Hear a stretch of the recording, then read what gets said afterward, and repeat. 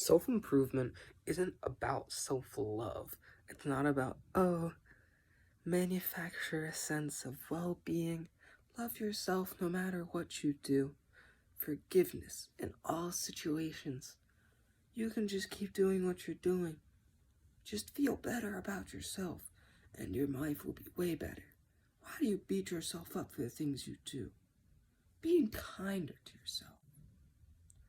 And okay, that's true, but you have to remember that there's a reason that the mind has the response that it's having.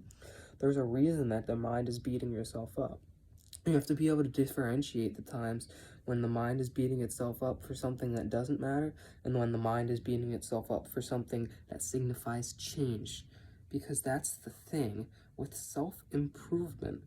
When your mind is telling you that something is wrong, it doesn't need more self-love. It needs change.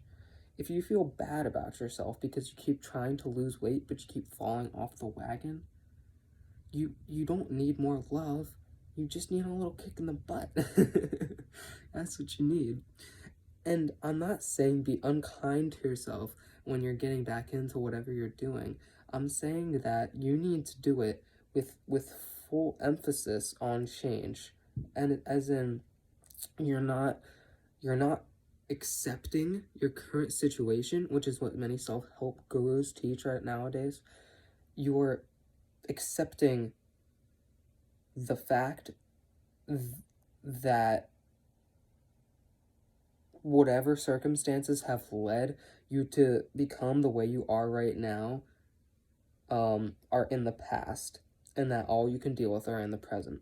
So you're forgiving yourself for the past, but then also taking action in the present, because that's the thing.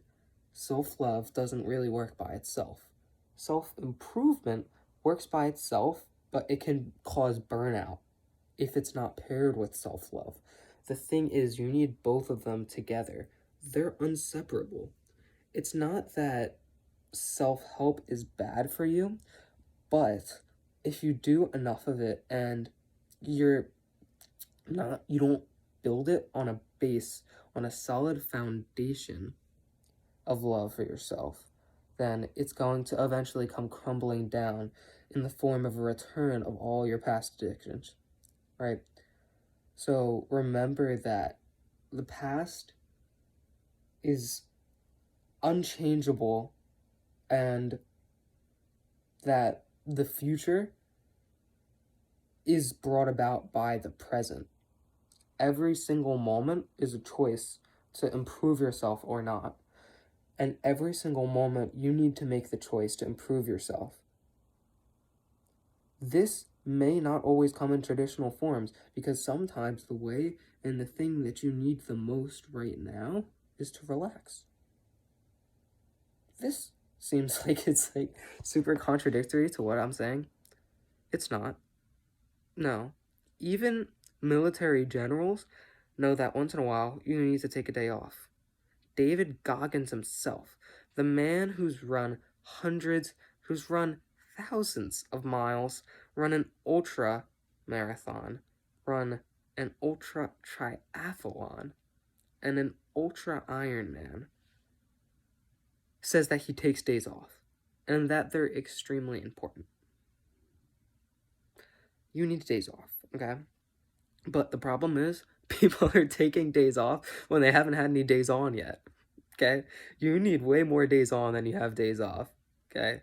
Like, you should feel yourself starting to get tired before you take that day off. It's not like a regularly scheduled thing. It's when you feel that you need it, okay?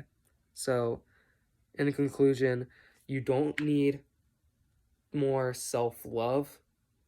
You need more pairing. You need more synergy between your self-help and your self-love. Both of them at the same time, everything taken in conjunction to form the whole. If you start falling into a groove of doing simply what you're doing and not looking for any more opportunities to improve, that's when unfortunate habits start forming, and eventually you'll fall back into what you were doing. It's guaranteed. It may not happen immediately, and it may take years, but eventually it'll happen. But if you love what you're doing and you feel a sense of happiness in the journey and not only the destination, then you're going to want to continue that journey for your life, because self-help is not done in a day. It's done over decades. That's all. Stay zen.